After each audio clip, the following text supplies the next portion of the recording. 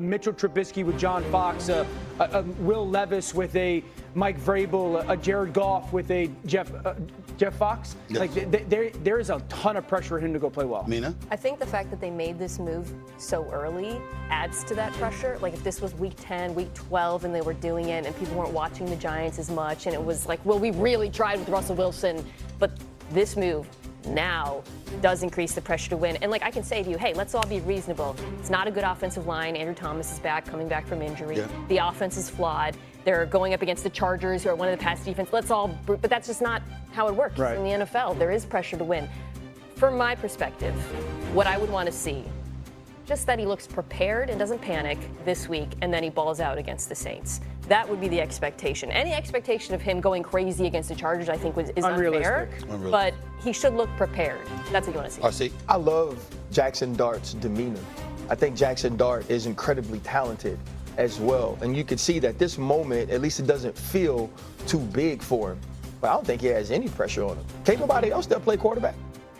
Right? Like, you know, like we know now, and I love Russell Wilson, we know now that Russell Wilson isn't the answer. And if you continue to play Russell Wilson, you're going to lose your best player in Malik Neighbors, right? So you have to figure out a way to try to say, how do we salvage that relationship? How do we make one of the most talented players in the world show those things with the process and the progress and the production on Sundays, right? You got to do that part. What he said, you know, they finna get the ball to one, right? They gonna figure that out. And the other piece of it is, to me, like, it ain't his job to go save Brian Daboll's job. It ain't his job to go save the organization. It's Jackson Dart's job to go be the best Jackson Dart. Yeah, but you know that's not real. But the other piece of it is too, though, like from us, we got to be responsible the way Mina's talking about being responsible with who they play this week. And like, also, can I evoke a new rule? Please. That's a big deal. Okay. That I'm allowing you to invoke a so rule. much. You should be thankful. Wait to hear it. I usually, you're right. Go ahead. Let's stop saying that Patrick Mahomes and Aaron Rodgers waited to play. Let's stop comparing. I'm with you on this. Let's stop comparing quarterback. Because you know what? Or Jordan Love. Had they played early, them motor scooters still would have been really good because they're extremely talented and they were in good position. Also, the quarterbacks who did play were great. People always forget that. Alex Smith was excellent that season. Everyone forgets that. That is not what is going on there. Right, and so like, and I hate that. Like, the other piece of it is too, like, maybe compare him to Eli. He played behind Kurt Warner. Maybe compare him to Phillip Rivers, who played behind Drew Brees. But like, let's stop using those dudes as the benchmark for why people should sit. Maybe Jackson Dart should be playing. Let me say this before you chime back in, Dan. First of all, this is their fifth different starting quarterback since last season. Let's get that out of the way to show you what kind of chaos exists with the New York Giants. Secondly, as I reminded the world just yesterday, I don't know why I have to keep reminding them of this. Since the Giants won the Super Bowl in 2011, they've been to the playoffs twice. They've had a winning record 3 times. That is horrible. This is a horrible, horrible organization right now. It's just the truth. It's just the truth. Don't look at me like that, RC. It's just the truth, okay? They're not good.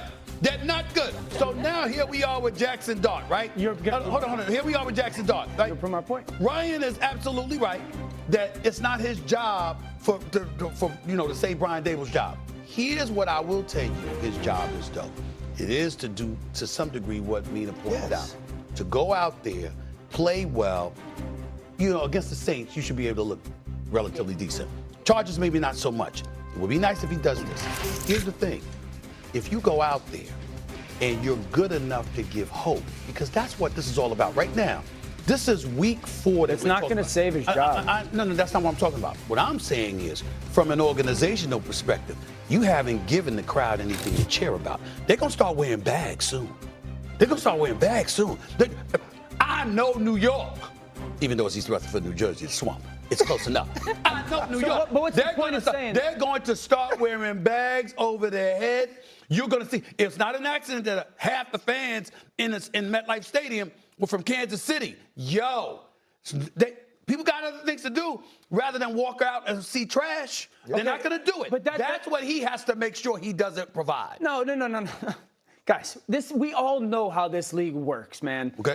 Him going out and looking good is not going to change the outlook of the organization of the future when it comes to the job of the general manager and head coach. I love Brian Daboll. I agree I'm with rooting that. for him. Yeah. They got to win. Eli started halfway through the season. Eli went 4-4. Okay, here's my pushback to the whole, like, it's not his job to save his job.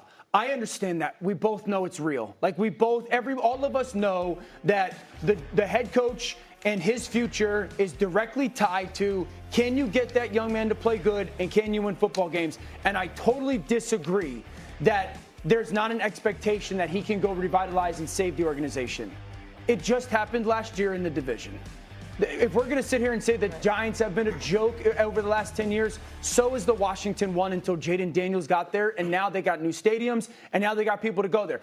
Shoot, I'll go 5 or 6 years ago to Cleveland. That was the worst North American professional sports league or team in the North America. They draft Baker Mayfield. All of a sudden, there's hope. So we do have evidence that these young quarterbacks can flip bad places, and there's expectation that you should. Go ahead. Nobody sees him like that, though, right? Like when you yourself, and I trust you in analyzing and evaluating quarterbacks more than anybody. You thought Jayden Daniels was like that. You really do trust Dan like that? I don't trust his objectivity. They can't trust him. If it's not Matthew Stafford, he's that's straight. what I'm talking about. That's where I was going. If it's not Matthew you can't Stafford, trust him when it comes to Matthew Stafford. Okay. You knew Jayden Daniels was like that. Yes. We felt Baker Mayfield was like that. We were having conversations about whether or not Jackson Dart would be a first-round pick. Would somebody move back up and get him? Jackson Dart is not the savior. And I think that's the – and the other thing is this. Here's what, to me, he has on his side that's different than what Caleb has, different than what Jayden has, right? Different than what these guys who go early have. We got to see that they're terrible. Yeah. A lot of times they start week 1 and you're expecting them to be that lift right away. We know they can't play. Yeah.